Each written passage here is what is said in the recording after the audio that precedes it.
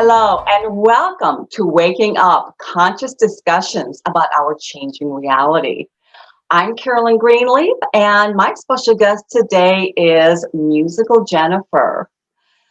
This special soul is amazing, and I met her one time, and this was, I think it was a month or longer ago now, at a conscious connecting consciousness meeting. And she, along with many brilliant souls, were there. And it was really amazing. But Jennifer was one of these, shining beings that really stood out to me because we were kind of vibing together. We understood each other, I guess. When certain souls kind of start to connect in the same space, you kind of understand each other on a different level. And so where we start to connect our teachings is through music. And even though I am not a musical teacher, I did not study music. In my book, Reentering Eden, my guides were showing me the connection between music and frequency and energy and everything that's ever been created is has a frequency, has an energy, a frequency. It is a life form, and there's a vibration that is very musical. And when you are in alignment with your true divine self, with your authentic self, and you're living from your true heart, you are in harmony with the soul, with your soul's song. So I'm going to first just read to you one of the paragraphs in my book, Reentering Eden. And it goes like this. It was revealed to me that our lives are meant to be a song, one that fits into the symphony of the universal heaven above and all around us. Each one of us has a piece we play in the grand symphony, a song that is our own, which comes into being and transforms our world when we begin to strum, the strings of our true heart. When we connect to the music of our soul, we create a heart song within ourselves, humanity, and the oneness. So when I started to, actually, I think we just sat together. We both came in late. We sat together and we started to chat. And I learned that Jennifer was this amazing music teacher, and she's also a former homeschool teacher as well. She is such a wealth of knowledge and information. And she has, since we've spoken on the phone, she has this amazing story that I'd like for her to begin to share with you. So, Jennifer, please tell us who you are. What is your story? What brought you to where you are today? Well, I guess it's amazing and common all at the same time. But it goes really back to my family of origin. My father is a tremendous person. He is a beautiful, beautiful soul and a tremendous music lover. And music is definitely in the gene pool on his side of the family. My mom's as well, actually, quite a bit. But yeah, my dad just really, I'm very like my dad. I look like my dad. We just both got our ancestry DNA done. We've got almost the same genetics. So I really favor him. And my mom was very, very much valued that part of him. And so she was very supportive and nurturing an environment that allowed him to do what he loved. and have that really wonderful influence, which I consider part of my wealth. You know, his influence on my life is part of my wealth. And he ended up becoming a music teacher himself. But my education was actually very relaxed, but constant from toddlerhood, you know, from time before I remember. So I learned piano, I learned violin, I sang. My dad, in addition to his job as a music teacher, was a church organist and church pianist. So, you know, I grew up in the front row. I learned to read all the musical clefs and different harmony parts and 4-part harmony, just kind of gradually and informally. I was listening to music all the time because my dad played music all the time. So it was completely normal for either sacred music or classical music or some form of worship music to be playing at all times. And one story, everyone loves a story. So, you know, I think what's remarkable about my dad is that he was very much countercultural. You know, he didn't want to listen to contemporary music or the radio. He didn't, you know, so that is not normal. You know, that is not the norm. You know what? That's why, yeah. But now we're learning as more information is coming out that is actually wisdom. He was following. And he just, you know, so he loved it so much that I marvel that all three, there's 3 kids in the family. I have 2 siblings, and we all absolutely love music and completely value him. We really didn't make fun of him. You know how kids sometimes can be rebellious against the thing their parent is so strong on. But we grew to love it because he loved it. And I remember many a time being at dinner, the dinner table, and some symphony or serenade or classical piece would be on. Usually it was orchestral. And there would be a portion or a phrase that my dad just loved. And we'd be talking and he'd be, oh, listen, here's this phrase. And he would just be enraptured. And we loved him so much. We would all, without even thinking a thing of it, just stop and reverently, respectfully, just enter into it with him.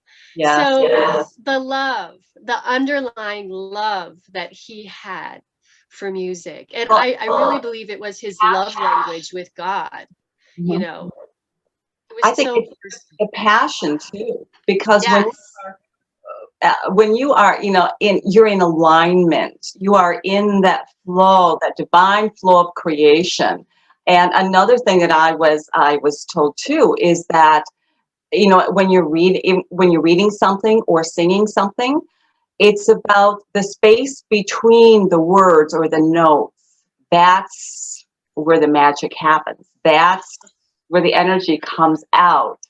So when something hits you, a musical piece or a certain instrument that plays a specific tune, it can trigger someone because it can be it's their soul is connected to it, and it just triggers just something so beautiful, magical, and you literally feel creation. You feel your space in creation. And I love how you're articulating that. That's exactly what I experienced. And the words I have used to describe my dad's piano playing fall right in line with what you're describing. I would say when he plays the piano, the music breathes. It's alive. There's a way that it is breathing and alive. And I've been many a time where, you know, if it's in church or whatever, he'll play and he draws music out of people by his playing, by who he is. by the way that music, he makes that music come alive. So that's my heritage. That's where it all started. And yes, I did go on and study violin, piano, music theory, you know, in college. And but I think when we talked earlier, I had told you that you know, I do know music theory. I understand music technically, but it's so beyond. Music is so much broader than going to conservatory and getting a musical degree. So in some ways, I'm less technical and less trained than a professional musician, definitely. But I'm sometimes far more trained because of the breadth and scope of experience and experiential knowledge that Yeah. I have. And my family, we played a string quartet within our own family. And there was a woman one time who subbed with us that we knew locally in our community. And I mean, we played two measures and she just stopped and sat back and said, "Oh, this family has plays together."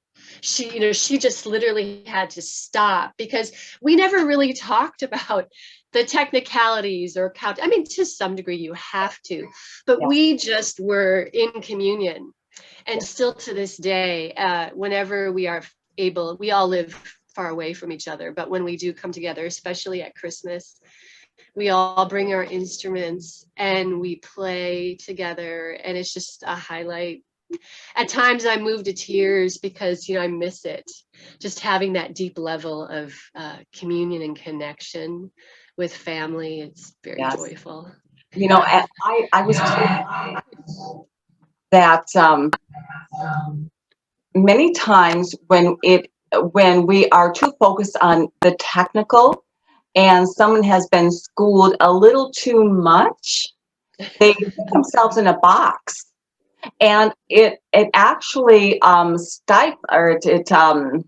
it lessens their ability to get out of the box, to move into that creative flow, that Mhm.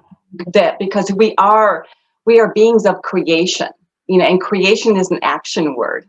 So our passion, you know, is always to expand ourselves, to experience more of who we are, and our world, and the creative elements in our world. And yeah, so when we allow ourselves to just trust, this is part of surrendering to God, surrendering to creation, then we join with that flow, with that symphony. And Yes, those who are also surrendering to that same flow begins to vibrate, to their frequencies begin to form a beautiful song together. absolutely. You know, I mean, you can do it with yourself and creation. I mean, when I walk in the forest, you know, I just surrender everything, and I just open myself to the energies and the wisdom of the forest, and I feel the forest moving through me, and I learn so much from heaven and earth, from all of it. And so it's just allowing you know, surrendering and allowing the wisdom that is already all around us, all of that knowledge that is actually innate to our soul, and that is the song of our soul, to Yes, just, you know, move us. Yes, absolutely. schooling and all of that, as you know, we need to learn some of these basics, but you know, again, sometimes you know, there are many people in college, and they feel some resistance within themselves of continuing in a certain, you know, going deeper into their, you know, certain path. And I always tell them to pay attention to that, because, you know, ask your soul, is this something that's going to hinder my forward movement or not? Or is it going to Mm, help it? And I would yeah. go with that rather than what everyone else is telling us. Yes. So important to be connected to your own inner soul and Hmm. being, and be rooted and grounded there. Yes, my dad just also, he was a huge lover of walking in the forest. And, you know, he was a lover of beauty in nature. He was always exclaiming, "Oh, look at this sunset. Oh, let's drive this way because the autumn colors, the leaves. Oh, it's so beautiful." He was just a lover of beauty. And again, being raised this way is the basis of how I connect with everybody. You know, it was the basis of how I've gone forward in life Yes. with what exactly how you've are, you know, I always enjoy talking with you because you articulate in different ways from your life what I completely recognize and know from mine. Mhm.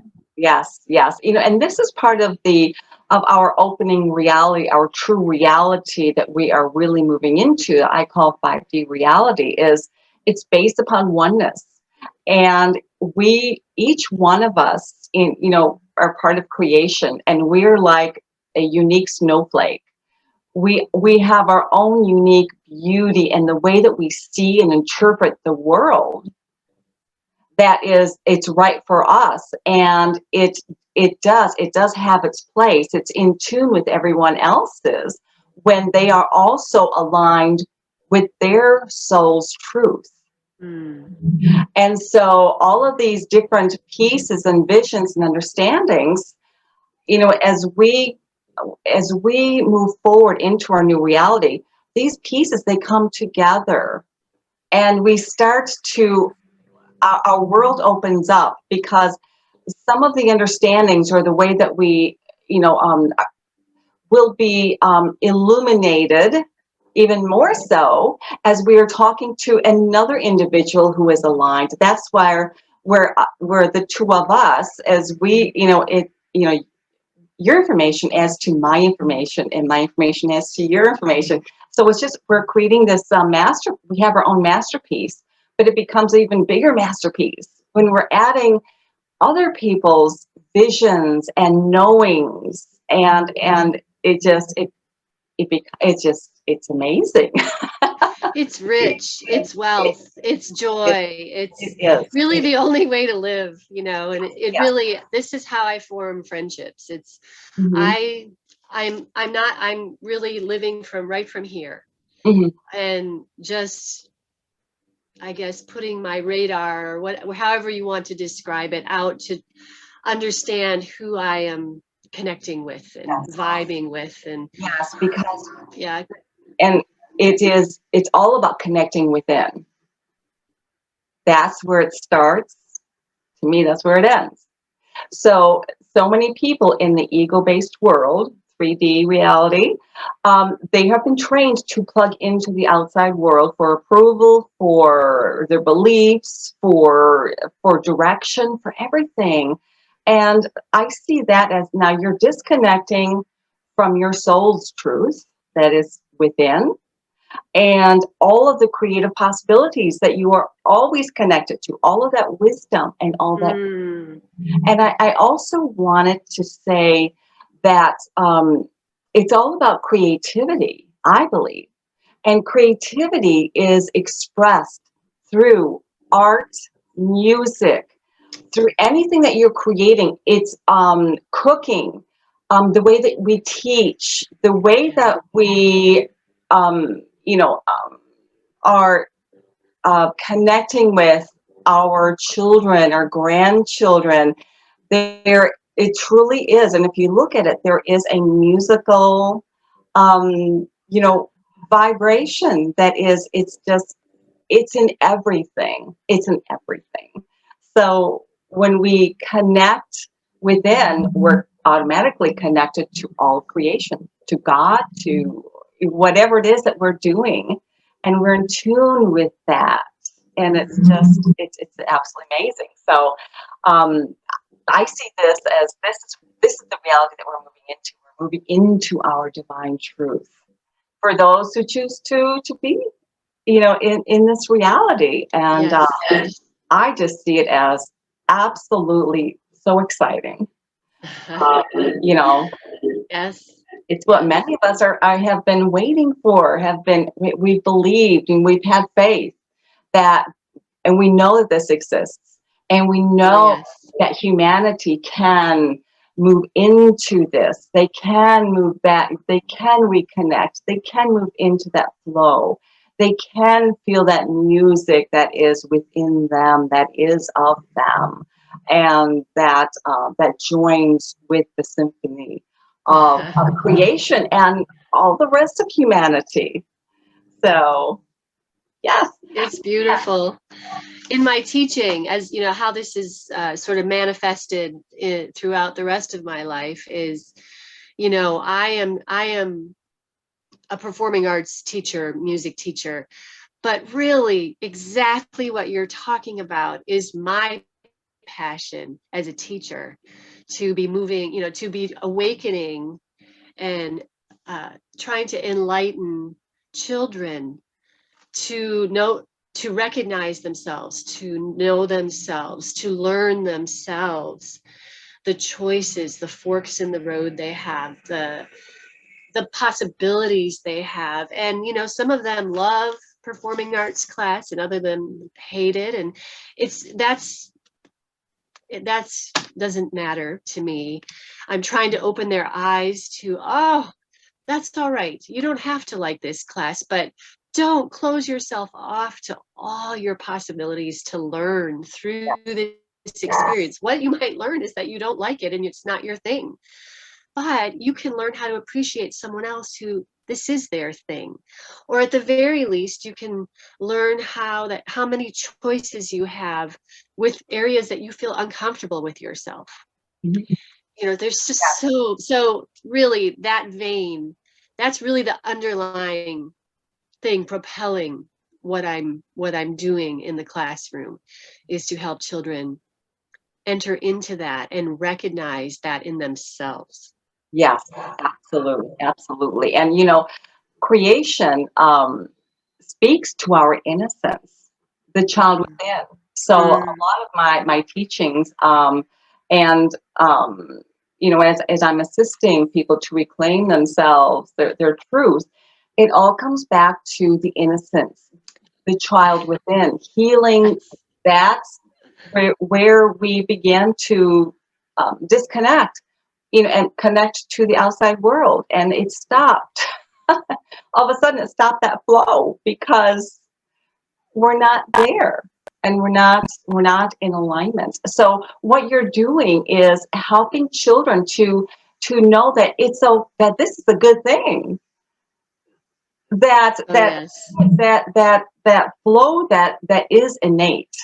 I believe that everyone is born with it. And it's always there. It's just Yes. a matter of where we are taught to place our focus. Yeah. And so, when we're teaching children again to this is good. This is where you want to be. This is where you're going to feel that music within. This is where you're going to, all of the wonderful talents and abilities that are, just sleeping within you. They're waiting to be recognized. And, all these wonderful things that you enjoy doing, there's a reason for that. Let's explore that. And teaching them something like, because again, music is creative. So moving into that creative field, it's a doorway into their own exploration of what's within them, and what Yes. they're connected to, and what they can bring to life. Mm-hmm. Mm-hmm. And we're, from the moment we're conceived, we're spiritual beings.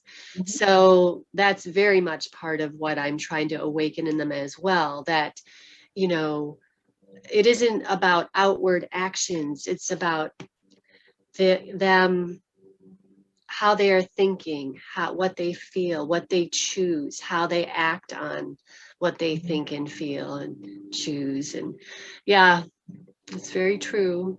A lot of Very, things. very true. And you are also getting ready to write a book series for Oh, children. yes. Yes. I will say that it's all in me. I just have to get it written out because people, the dean over me at where I teach. I'm on medical leave right now, so I'm not currently teaching. And so what they're finding is, just because someone is skilled in music, in drama, in whatever, all the aspects of the content that I teach, it doesn't mean they understand what we've just been talking about. If they're not, you would use the language of ego and soul, or, not everyone is automatically combining. For me, it's all one. I can't teach without weaving together head and heart, soul. It's all together, and I'm very comprehensive. So they're wanting me to write out all my word pictures, using my language. A picture is worth 1,000 words, and I feel that that's how I receive from God. Is He gives me pictures, and in the classroom, I find it so effortless. It almost bypasses my brain and just comes down. It's like I'm a divine, it's divine coming down through me and out to the students, and it's very effortless and extremely life-giving to me, and I think many of the children, if they are open and willing.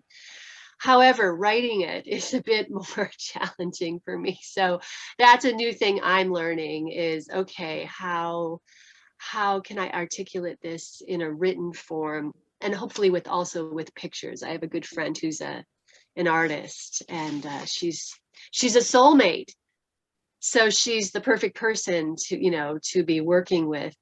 And I'm even going to be going off for a couple of weeks with yet another friend who's a soulmate and a good editor and a good question asker. And she's going to give me constructive criticism as I'm attempting to write these things out. But it's just putting in a storybook form what I do in the classroom.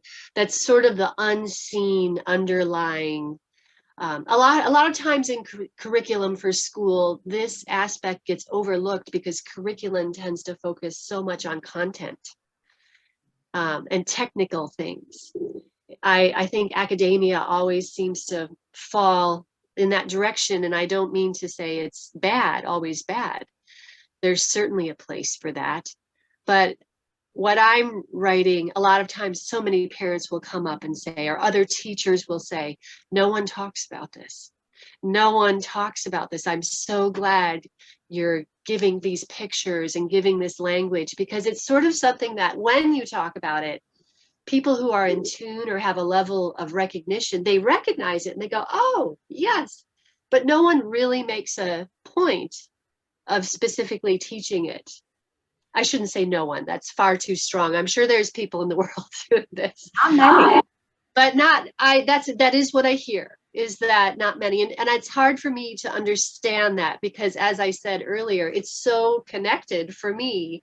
I'm almost inept at separating it and thinking any other way. Yeah. So I am attempting to do that. Yes. Awesome. Well, Excuse me. Definitely when you are, I want you to come on when you finish at least your first book. And that's a good motivator. wonderful. It's going to be wonderful. I think it's going to be just amazing, because you are an amazing soul, and you are a gift to the children that you teach, to all of humanity, by just sharing your gift, sharing who you are, because you're really giving people permission to also be who they are. And when it comes to children, it is so important for them, because I think that it can really eliminate a lot of those self-confidence issues sometimes that they have, and some of the other issues that they can run up against. Children need to learn how to trust what they feel deep within, trust that internal guidance. And unfortunately, a lot of children have not been, raised that way. Some have, but I don't think many. So, so I think it's up to people like us to guide others, whether no matter what their age is, to begin to trust that wisdom, trust that guidance, trust, and when we open that dialogue up to our higher self, our soul, God, all of creation, they will answer you, and they will begin that dance with you, and help you to open up that song that is within you, Oh, and so so beautiful. So beautiful. Yes, one of my joys in the classroom is as I teach in the way we've been describing, it's fascinating to see the children's faces and their eyes. And in some of their faces, I see recognition. The children who are, they're like, they rise up. And then there are children who their eyes get wider because they're having an aha moment, or they're starting to recognize or realize. And it's very exciting to me to see, their response, and to realize I am inviting them, yes. to open up and enter in for themselves. And yes, very exciting. It reminds me of that movie Avatar, if you recall that, where she says, "I see you," Ah, which means I know who you are. I can connect to who you are. ah, And when we do that to others, yeah. it's like something they're like, you see me. You see that beautiful part of me that no one else has ever recognized, and I stopped believing in it. There must be, you're seeing it, so there must be some. Oh, I love our synergy and collaboration. Yeah. I love it because you are giving words that I haven't even thought of, Uh, that are completely describing and I'm resonating with. And that is really the joy I have had in my career as a teacher, um, to invite children, to see children. We have a school play every year. And I have to cast the parts. And that's a big part also, is when you can see people, you can cast them in a role they can thrive in, or that can challenge them. And it's very thrilling.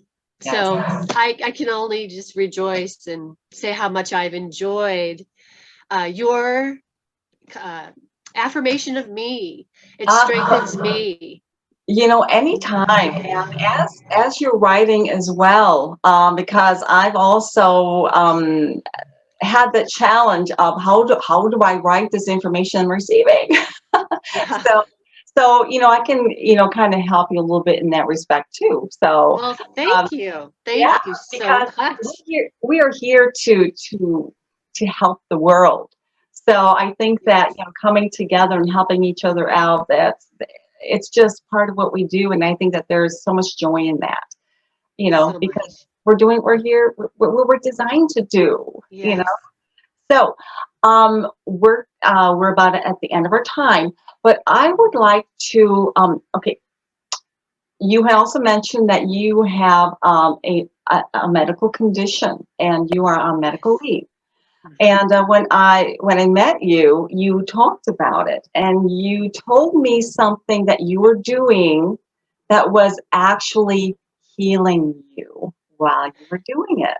So I'm going to Oh, give that to definitely. you. Tell us what that is and give us a little bit of advice as to how we can implement something like that. Yes. Well, these are wild times we are living in. And I think the big challenge that we all have is to not be afraid and not be fearful and not enter into despair and hopelessness. So all my health journey and my spiritual journey they just keep jiving and coming together. And I oh, so much to say. I'm trying to sum up in a quick way. But essentially what it looks like is I just realized what is going to be my action or my fight. What am I going to do in the world? Who I am. I'm on medical leave. I'm limited. I don't have a lot of energy. I'm not in the classroom. I'm not able to put my voice there. So I believe in the power of prayer. I believe God is so vast and beyond what any of us fully understand. So I believe in the power of staying joyful. We were created to be in a state of joy, not fear.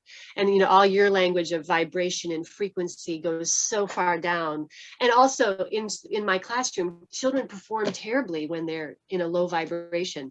So I'm using what I'm trying to teach them in my own life, in a new way, being ill, being limited.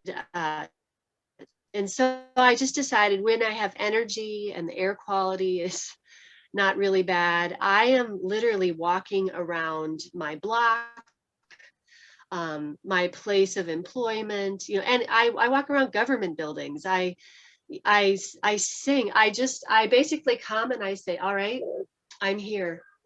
God, I'm here.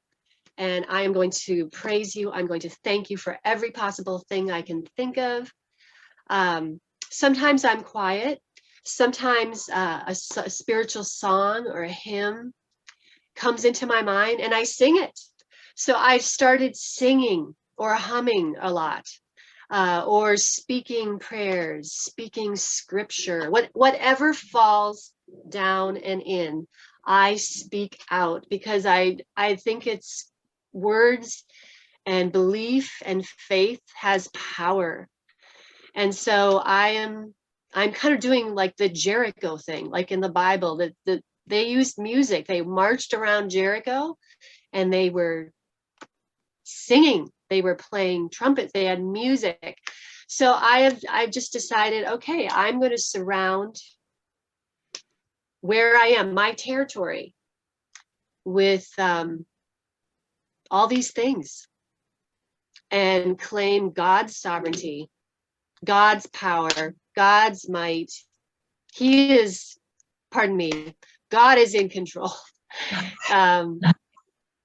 So that's what I'm doing. And as I do it, I just find I get better and better. I feel well. My soul, it is well with my soul. It is well with my mind. I am in a state of peace. I'm in a state of wellness.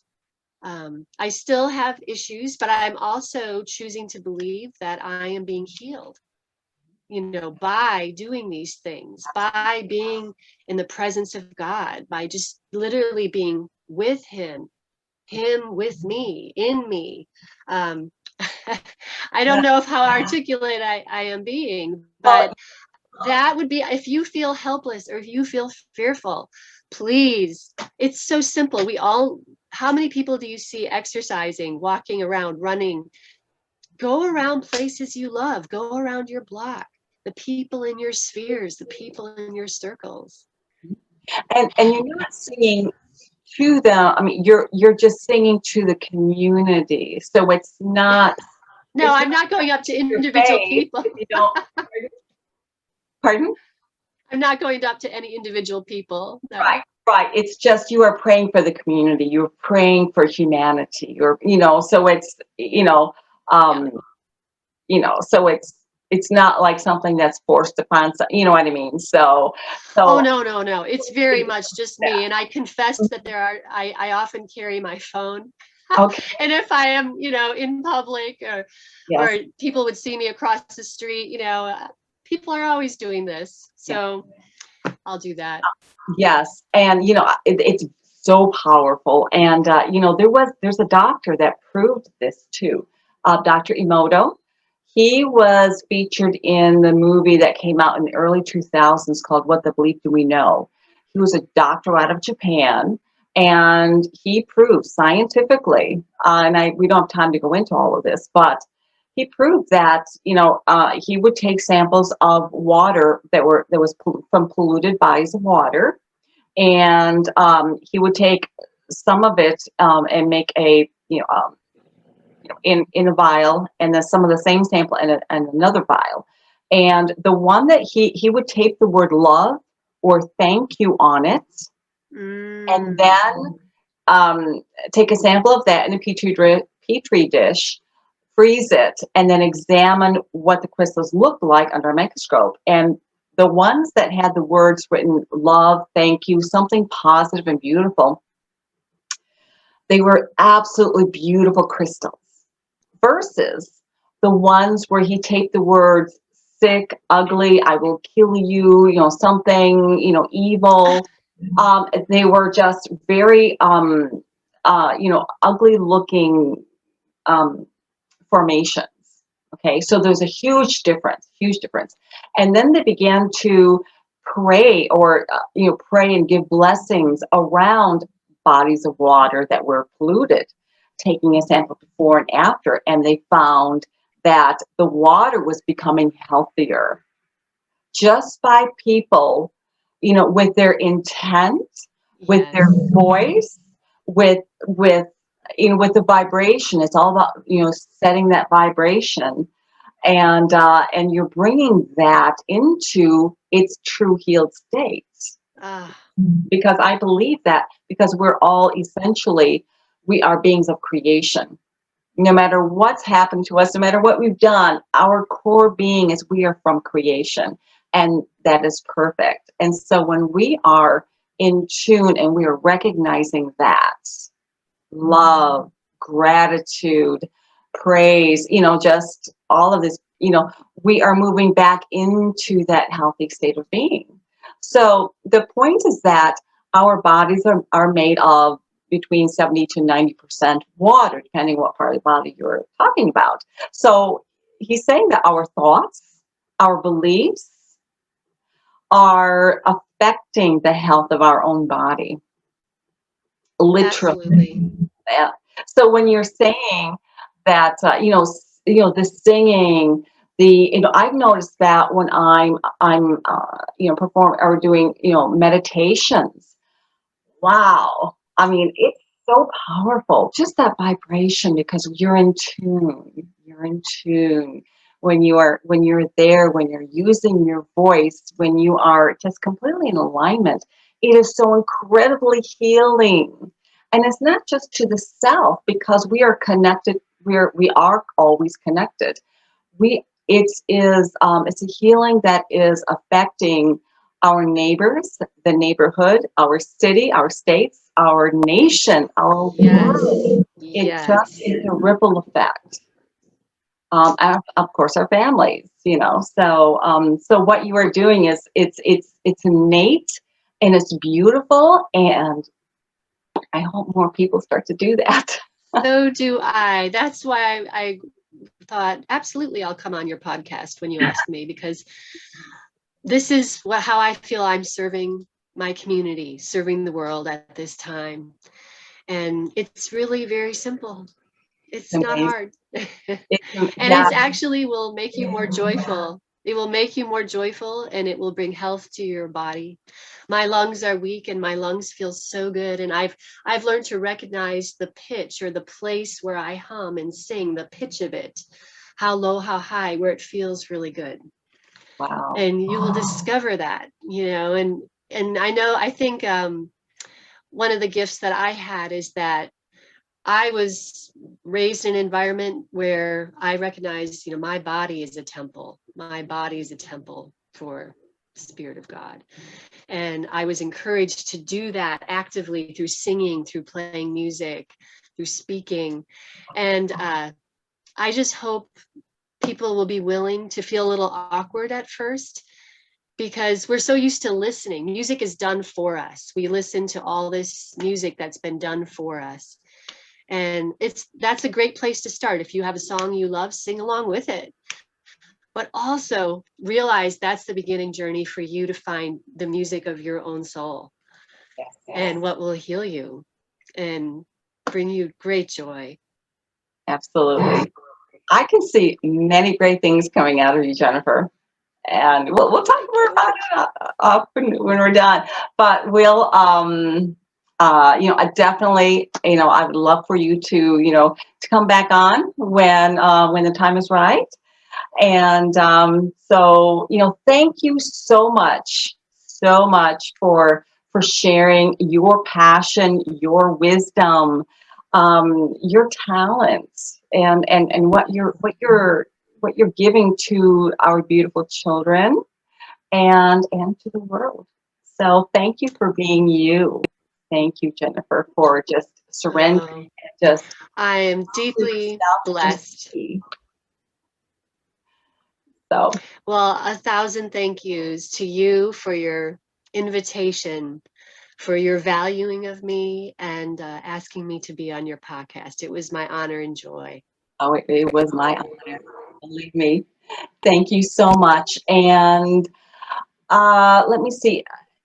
In the future, as Jennifer does have her books available and everything, I will let you know how you can contact her.